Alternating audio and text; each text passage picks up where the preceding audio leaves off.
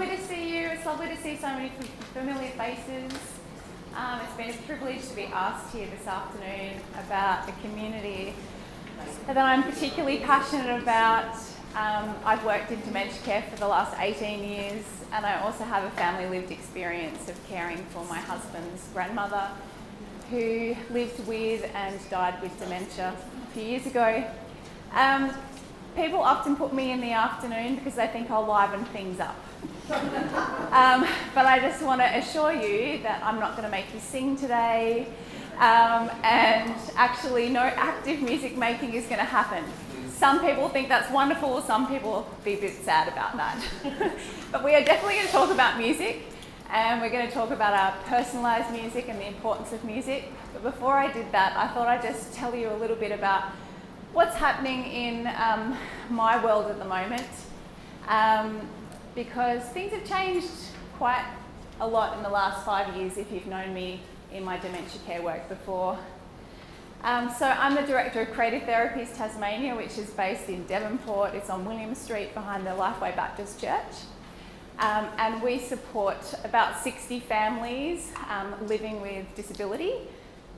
These days we have about 70% of neurodivergent children and adults that come through, and the rest of the community have some really, I think talking about disabilities is a deficit model, and we work from a really strengths-based model, so I never see someone with a disability, I actually just see them as amazing humans. So we work with lots of amazing humans, including mostly people with younger onset dementia. I have an amazing team. We're very small, so we're a very small community, but there's myself, there's Anne Lehman-Kuit, who's a senior registered music therapist. She moved recently, or a few years ago, from Sydney, or Wollongong. She teaches music therapy at Western Sydney University, and she works with us, which is amazing. We have Rebecca Cannon, who's a dance movement therapist, and Jared Mintle-Cottle, who's an allied health assistant. And we also have a dementia program, and Michelle and Deb and Jenny facilitate and help run that program. We are stronger with partnership and registration, so we're all qualified, master's level qualified therapists, and these are the organisations we are registered with. Last year I finished my neurologic music therapy fellowship, so I have registration with the World Federation of Neurorehabilitation. I don't know if you can work out that lovely picture, but this is basically where we are on William Street. You just smell the pizza, and we're down the driveway from the pizza, basically, the pizza shop. And just a couple of pictures of our beautiful clinic space. Lots of people walk into our space and go, oh, this is just like the OT building. And it does look like it's got lots of rehabilitation, rehab equipment, but you'll also notice that it's got lots of musical instruments and music-based resources. We have a therapeutic recording studio, therapeutic songwriting recording studio, which we love. And yeah, lots of, and here are some of our beautiful people that come in to our clinic. These are just the few of them who give us permission to share their photographs, and two of them might be my children. And some more of our gorgeous people that come into our space. Again, we are stronger in partnership, and here are some of the organisations that we work really closely with.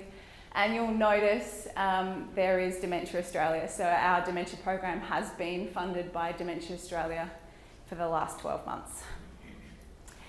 Okay, so it's been 18 years working in dementia care, and I have to say I've had the greatest privilege of working really interconnectedly with so many communities.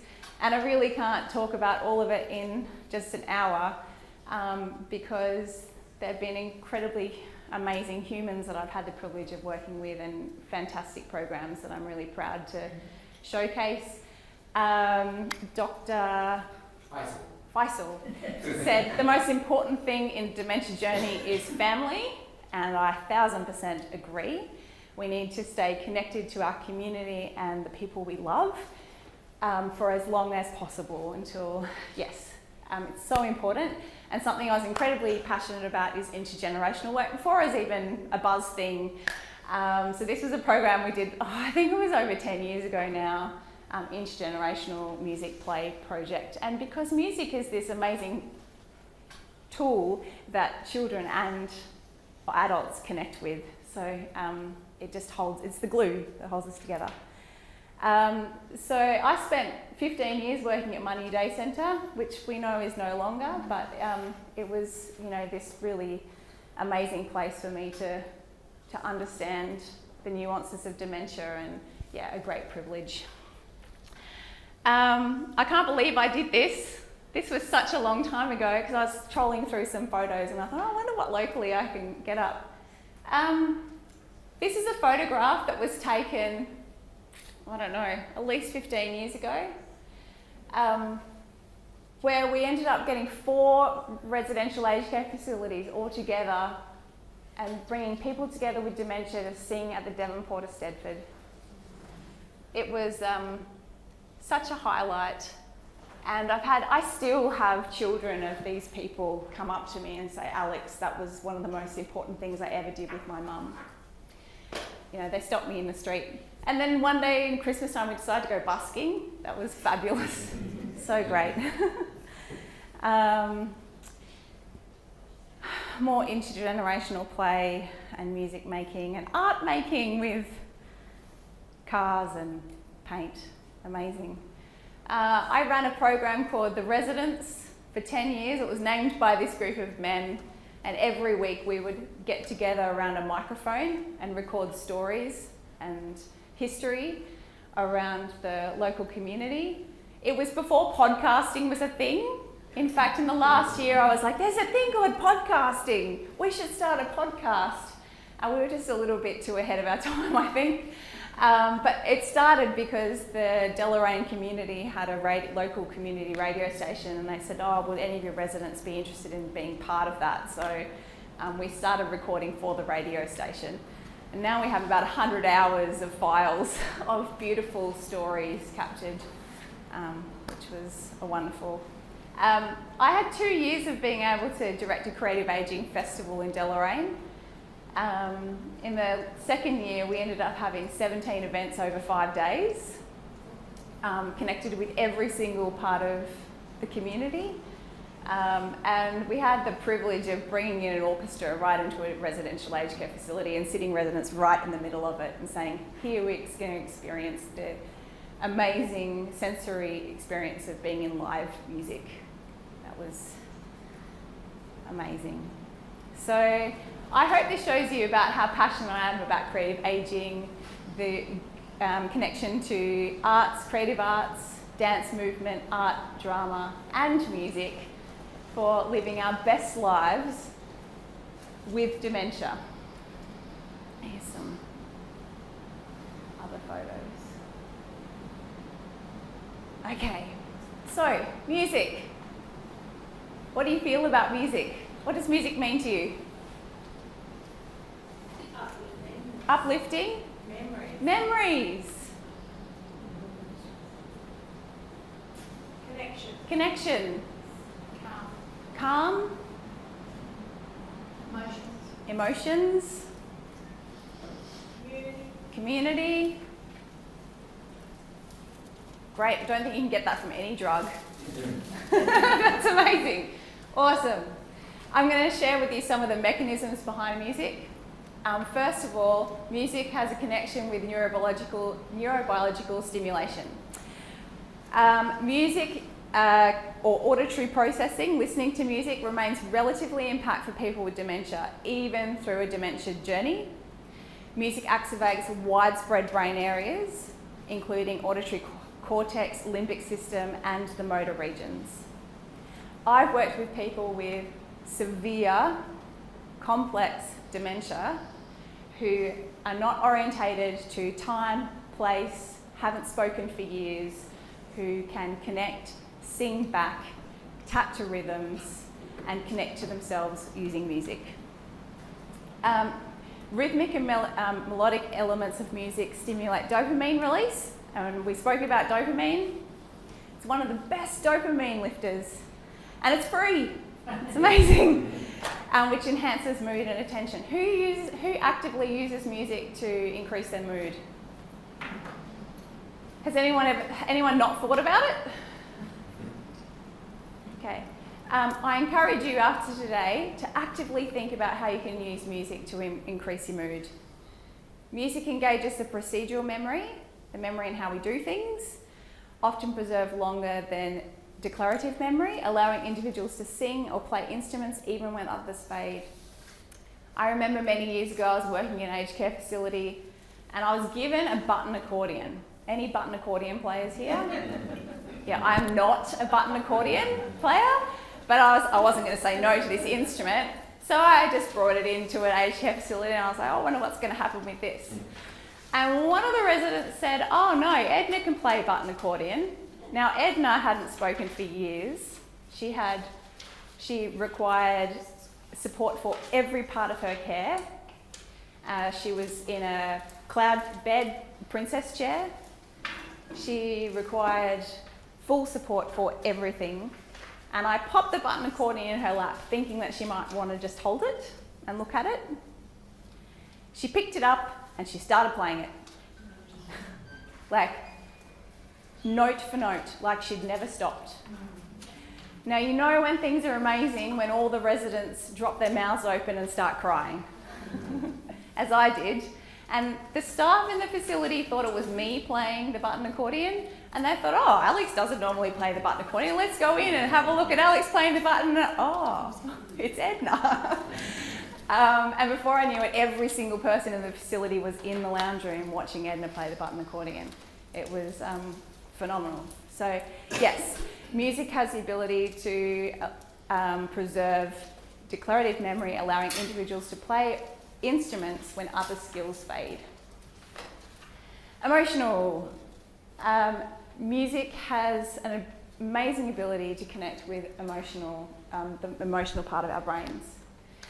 It taps deep into emotional memories, often linked to personally meaningful songs. And this emotional connection can bypass cognitive decline. Can anyone think of a song that they connect with people that they love?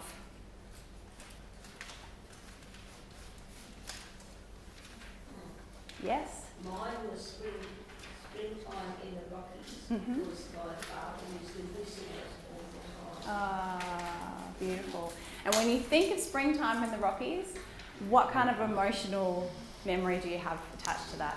Well, him just getting up very early in the morning because he was a dairy farmer, Mm-hmm. and you could hear that in the house. The rest of us wanted to stay in bed, and he was up there listening to Springtime in the Yeah, Rockies. beautiful. So I can see how positive your face is. So I'm assuming that it's a really positive memory. And, Beautiful. And if I hear people whistling, because a lot of people don't whistle these days, Mhm. and I was a very good whistler, then that evokes memories of Yeah. Beautiful. Yeah. Isn't it amazing how one song can then start you on a journey of memories? Yes. Yeah, it's phenomenal. And I can whistle too, which I'm really good. Thanks, Dad. I don't have anything to play or sing, I can You just need to whistle. Yeah, amazing. Music can introduce a positive effect. It can reduce anxiety. It can alleviate depression. It can also make someone really agitated, and it also can make someone really depressed, depending on what type of music it is. And it's really important to know that, because people think this is like general blanket that music's going to be a positive thing. And actually, as a music therapist, I can hand on heart say that actually it can be a really negative thing if it's prescribed or delivered in a not informed way. Familiar songs act as emotional anchors to your dad that offer comfort, absolutely, and grounding during confusion and agitation. Music has an amazing way of being able to connect to memory, as we've just identified. Music acts as a cue for autobiographical memory. So if I just started whistling Springtimes in the Rockies, you've got this amazing autobiographical memory of your dad sometimes unlocking really vivid recollections of people. As we had that conversation, was anyone else thinking of their own experience of music and people? I find it really fascinating that this point of unlocking vivid recollections, it's associated with music. I can think of the most minute details when I think of music connected to memory over anything else. Sometimes smells can bring back that memory. Sometimes smell is just as close, but music in particular is phenomenal. So we talk really a lot in music therapy world about a reminiscence bump when we're trying to find music that's important for a person in their lives. And the reminiscence bump is, through lots of research, has found between when you're at the age of 15 to 25 years of age is when you connect the strongest memories to music. So if you think about when you were 15 to 25 years of age, can you think of the music that was in your life then? Yeah? Yeah, ABBA. ABBA! Lucky you, because mine was the Spice Girls and I prefer ABBA. Great. So that's our strongest music. In fact, I had a lady call me this morning and she said, Alex, I would really like you to work with my dad. He has dementia, he's at home, and he loves his music, and I think it's going to be a good thing for him. And she said, we've started playing the Wiggles. And she said, because it's simple, it's repetitive, and it's upbeat, and it's happy. And I said, well, how did it go? She said, oh, it was okay, but he sort of disconnected to it. And I said, well, I tell you why, and I understand the reasoning behind why you chose the Wiggles, and it was a really good attempt. But we connect mostly with music that's in our reminiscence bump. And so an 87-year-old has no connection whatsoever to the Wiggles. Anyone that's 30 years of age and younger, because the Wiggles have been around a long time, is going to connect with the Wiggles, and unfortunately, they're going to connect with the Wiggles for their entire lives. So one day we'll have older adults who still love the Wiggles. But right now, if you're working with an older adult, the Wiggles is not going to be their thing. Singing can help individuals recall language and phrases, supporting cognitive stimulation and identity preservation. Lots of staff that I work with think that they're going to have all the skills in music making, that they need to be able to play the guitar like I can, they need to be able to play the piano, and actually it's not true. The most important thing that you have to be able to connect with people, particularly with advanced dementia, is your singing voice. Now, I know it's in Australian culture to put ourselves down about our singing voices, and I'm kind of waiting for it. Yeah. But actually, I think my biggest passion in life is to challenge people on that. One of the best things you can do is sing with a person. That's all you need to do. In fact, if you've got someone that you're supporting with advanced dementia, having lots of music behind it, so if you're listening to a piece of music and it had piano and drums and guitar and all the things, it's quite musically complex and some brains won't be able to connect with it. Whereas actually just singing, one pitch, no harmony, is the best way to be able to connect with people. What if it's really bad singing? I was waiting for that comment. There's no such thing as bad singing. I believe passionately about that, okay? So 2% of the human species are tone deaf, right? So there's 50 of us in this room. There might be one of you. The rest of you will be fine, absolutely fine. So I really encourage you to give it a go. Okay. This is most of my work these days, working around behavioural and sensory regulation using music. So music can reduce agitation, it can reduce wandering and sundowning behaviours through calming rhythms and preferred songs.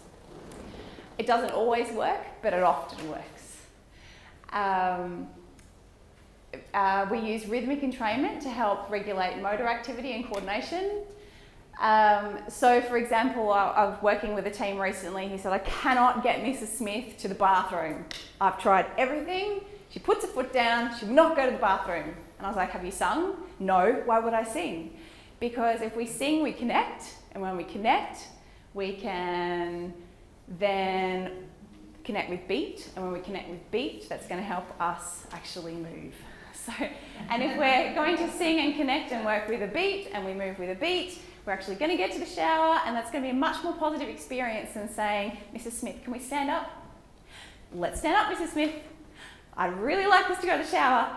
Let's stand up. But we can actually just sing. She'll be coming round the mountain when she comes. She'll be standing up from her seat. She'll be walking to the bathroom together. And we did it together, and they're like, oh, wow, that was so much easier than let's do it, let's go, let's try. Doesn't always work, but most of the time it does. And if she's in the shower, you can sing singing in the rain. Absolutely. That's right. Now you think it's funny, but legitimately, that is a much more pleasant experience of singing during showering duty, like caregiving, than supporting someone who's really agitated and frightened. Yeah. So I was working with a family who said, I just need her to turn around in the shower so I can wash her back. And I said, well, have you sort of tried singing, turn around? What's that song? Da-da-da-da-da-da, turn around. I said, try it.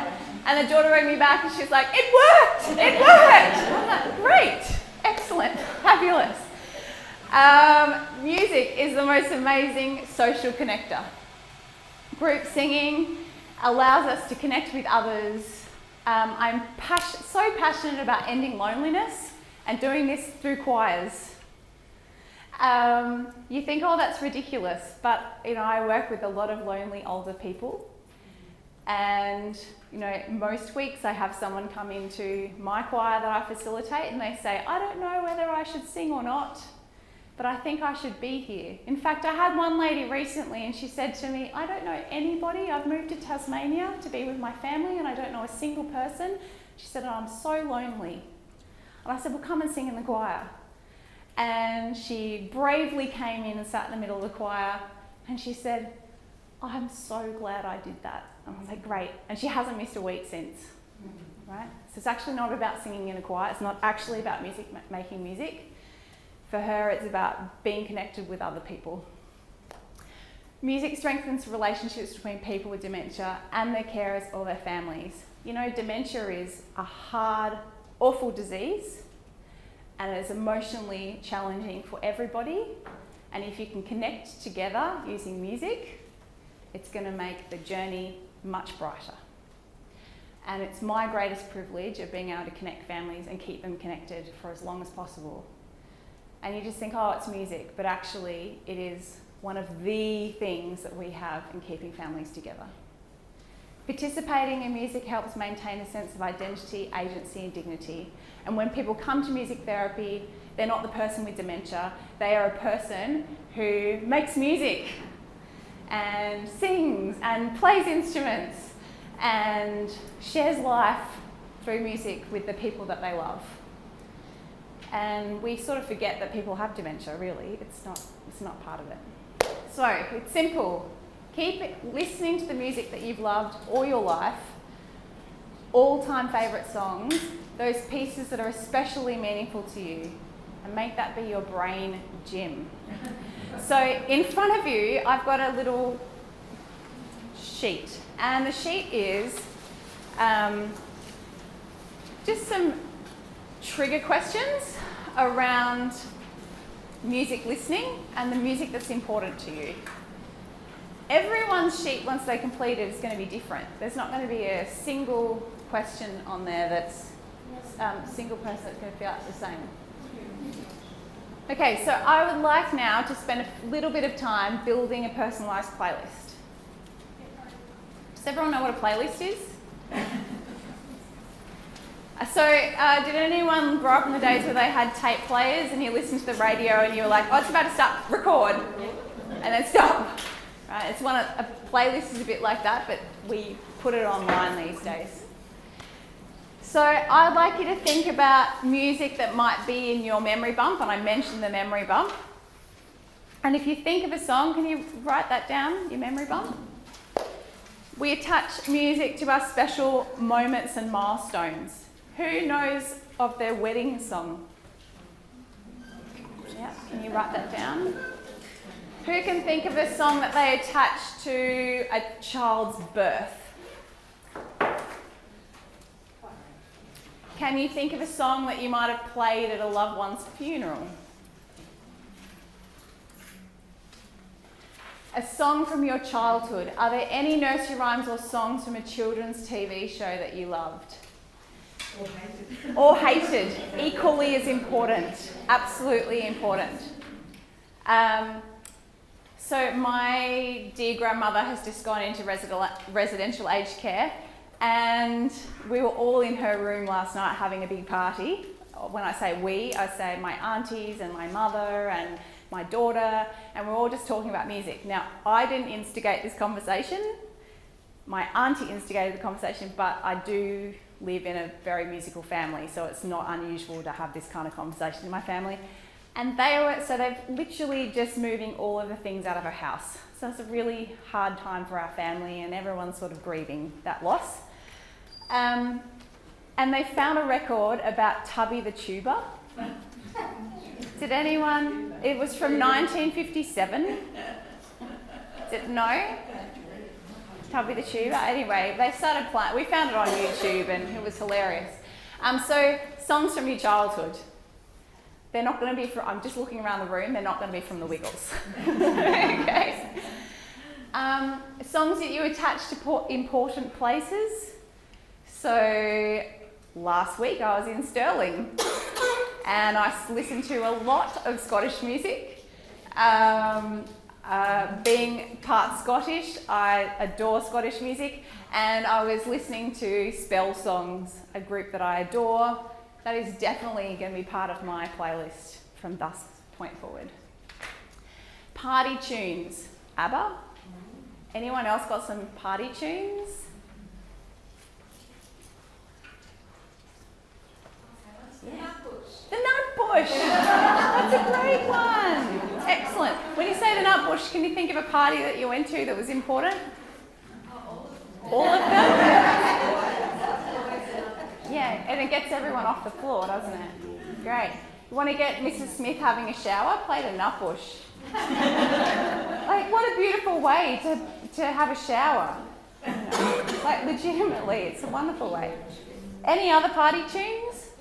Sweet Caroline. Sweet Caroline. I said there was going to be no singing. Ba, ba, ba. Great. Any other party tunes? Duane the Eagle Rock. No? Okay. Cool. Music that's attached to hobbies, interests and beliefs. Anyone got a good hobby they've got a song that they attach to? I've got a bad one. Yeah. Mad footballers in my household, and they play Up There Gazaley. Up There Gazaley. Now I love this because whether we like it or not, sometimes songs choose us. And I have to say that song's probably going to be part of your life for the rest of your life, whether you like it or not. Yeah, so Australian culture is very much grounded in the AFL, so football songs, yes, will definitely fall in there. And beliefs. If anyone has music attached to their spirituality, it's really important, those songs. Holidays. Has anyone got any music attached to holidays that they want to share? It's always like Johnny Party. Jolene at the Dementia.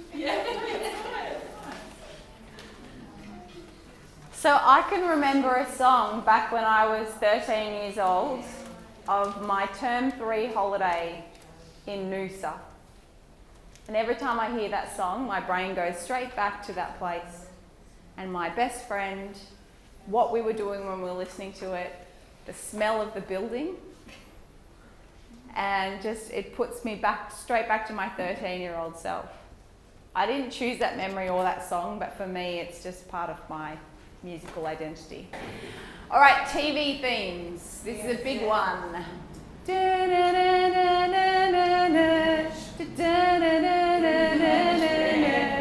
Yep, MASH. That's all I got. We were just talking about Skippy and Young Skippy the bush kangaroo. And something I like to do as well is also television ads. Oh, yeah. 1300. 655. What is that for? Reading, Reading, writing hotline. writing hotline. Great, but it's like permanently immersed. Fishing. Yeah, that's right. It's stuck there forever. Forever. Hang on. What about when Australia moved from pounds to dollars? In come the dollars, in come the cents, to replace the pounds and the shillings and the pence. I've forgotten the next bit. Da-da-da-da-da. On the 14th of February. 66. There you go. That is in your bump. That's in your playlist. Amazing. And the last one that's just equally as important is concerts that you've been to that have got a really strong memory attached to. Have you ever seen Tina Arena? Oh, Shane. Alice Cooper. Amazing. Great. Oh, Andre Bocelli. Amazing. Great. Fabulous. Andre Rieu. Woohoo! That's amazing. Ice House. Jimmy Barr. Oh, Jimmy Butler. Wow, you're all lucky, lucky people. So amazing.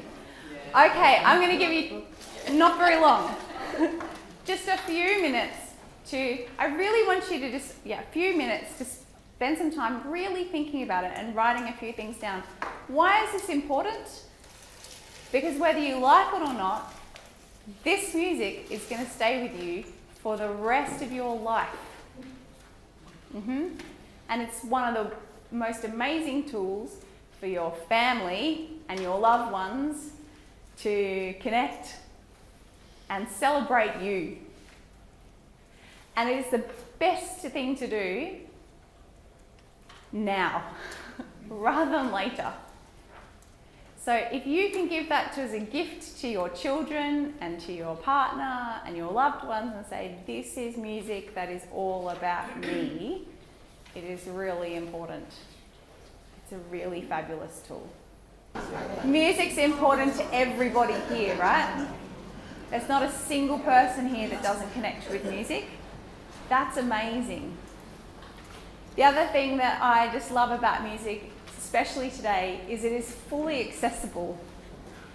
When I first graduated and I started working in dementia care, I used to go to a residential aged care facility and I'd be having this conversation and a resident would start singing a song and I'd work out what it was, but I could play it myself, but I could never play the recording. So then I'd go home, I'd find where the recording was, I'd either buy it or I'd buy the CD, and then I'd go back the next week, press play, and that person has no recollection of that conversation. Like it's gone. It's totally gone.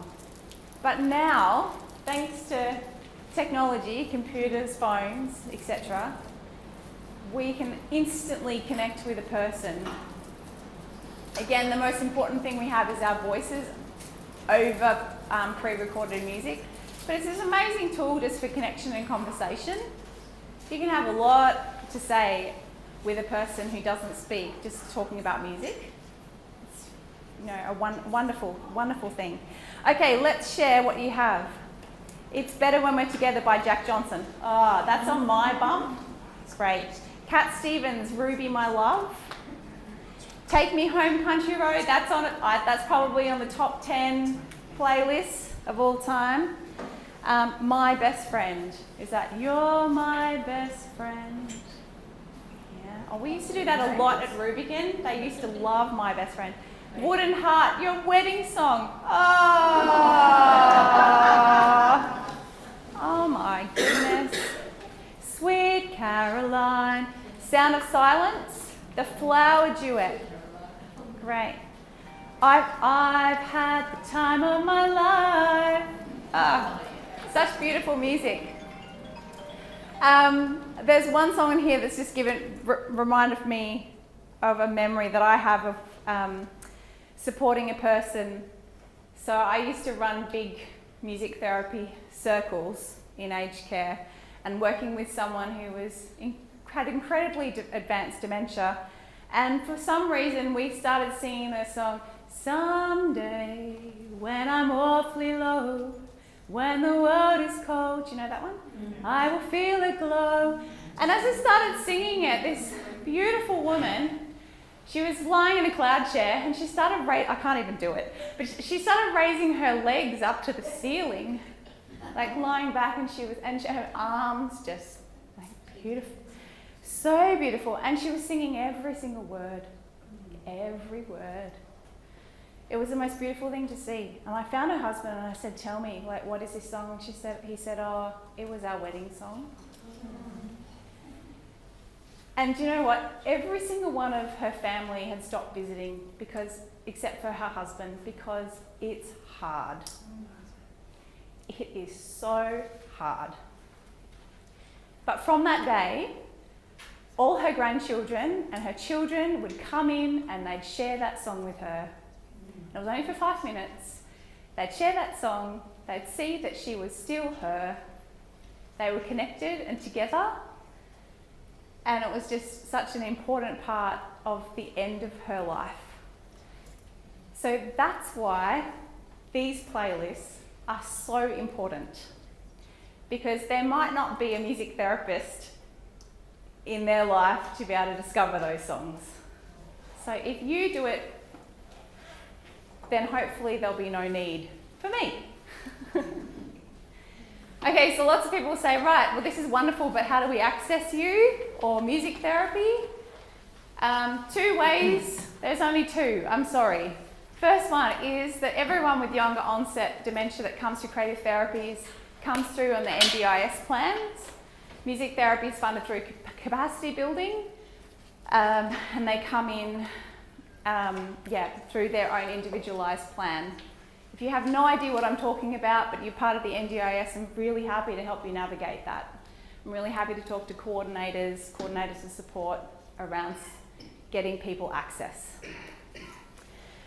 Unfortunately, our community music therapy program for people with dementia at Creative Therapies has finished last week.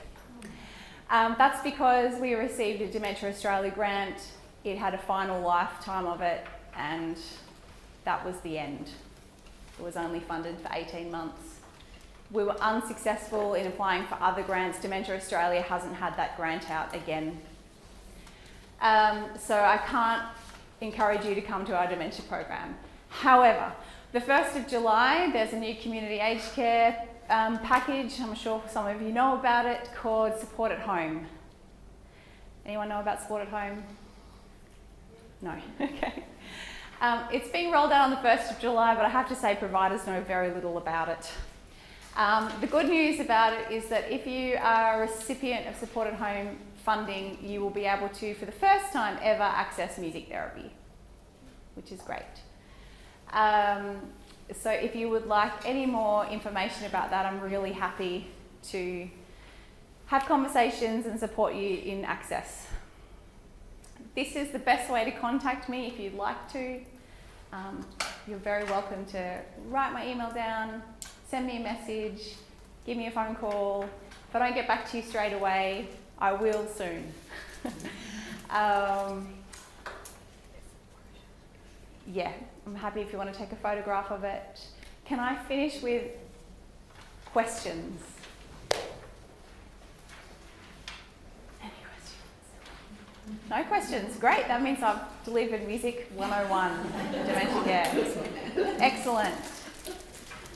Thank you everyone for stepping in and exploring your music playlist, and I really encourage you to